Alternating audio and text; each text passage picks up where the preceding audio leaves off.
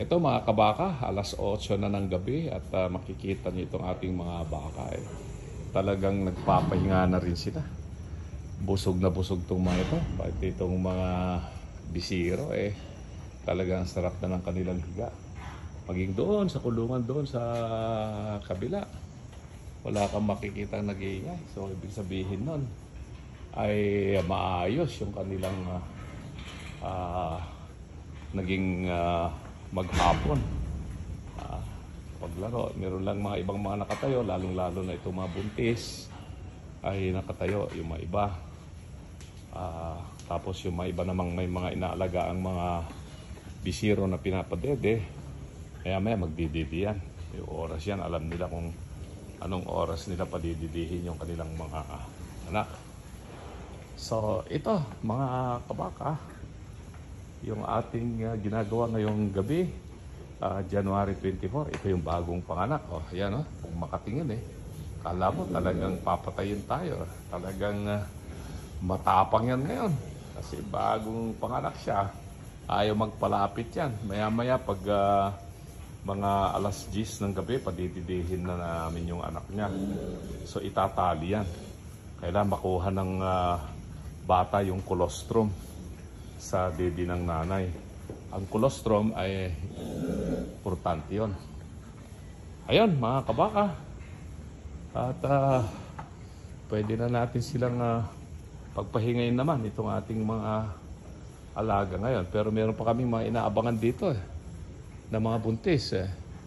Mga due date na rin. Mga 4 pa yung dapat mga anak na ngayong araw o bukas. So meron kaming mga tao rito na sinisilip-silip itong ating mga baka.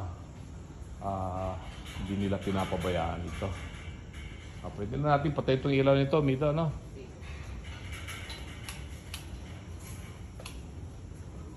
At okay sila lahat, itong mga baka. Wala na nag-iingay, pati yung mga bisiro. Ando doon na sa kanilang mga nanay. Kasama na nilang matutulog. Ano, okay na? Romeo? Ayos na? Ito. Pati dito sa kabila, ikutan pa natin itong isang kulungan. At tignan natin kung anong makikita natin dito sa ating mga inahin.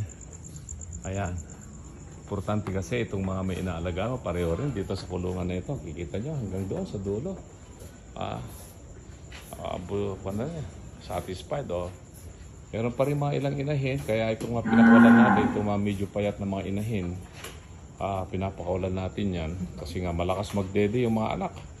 At alam mo, ganun talaga yung Brahman sa laki ng mga bisirong to ay nakakadede yan ng mga 6 na litro sa nanay, at pag walang mailabas yung nanay, mangangayaya talaga yan. Kaya dapat tuloy-tuloy ang pagpapakain sa kanila. So, ganoon ang ating simpleng sistema na ginagawa. Pag nakita natin yung nanay, medyo bumabagsak yung katawan dahil nga nagpapadede sa anak, pinapakawalan natin yan para makaikot siya at makakain kahit sa kulungan ay makapunta-punta siya. So, itong mga makikita nyo. Sa labas itong mga iba. Tuwang-tuwa silang nakahiga na. Papatay na rin itong ilaw dito. Para basta okay na yung mga tubig nila, para silipin nyo na lang mamaya yun, patidihin nyo pati yung mga ulila, pati yung alaga mo isa doon na sinisipa, ibigyan mo rin siya ng gatas, di ba, sa bote. Tapos ito, anong oras yung padidihin yung bata pag medyo mga alas 10.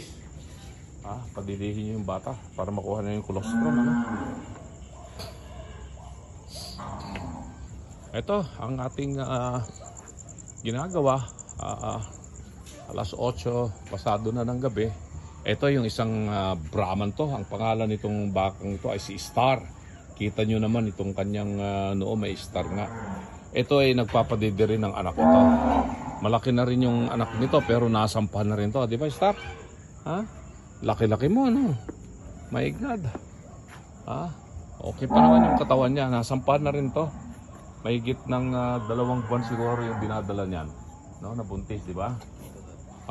Yung anak nito ay malaki-laki na rin. Itong anak nito ay nasa mga 4 na buwan na.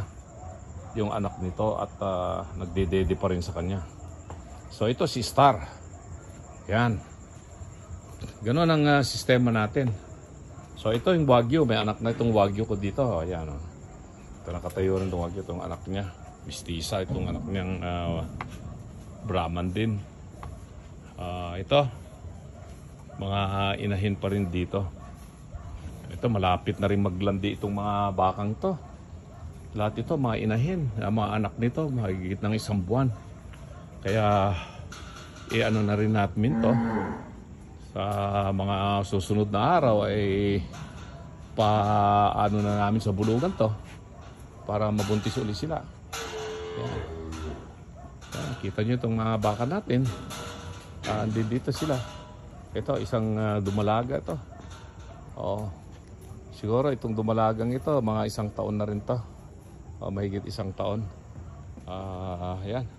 Laki-laki rin baka niyan. Yan. Itong ating mga baka. Dito sila sa labas. Yan. Patayin na rin ang ilaw dito. Okay naman ang tubig nila. Romeo, no? Okay. Bukas uli. Magpupuntahan naman. Yun po mga kabaka. Magandang gabi sa ating lahat. At sana patnubayan tayo ng Panginoong Diyos palagi. Mabuhay po tayo.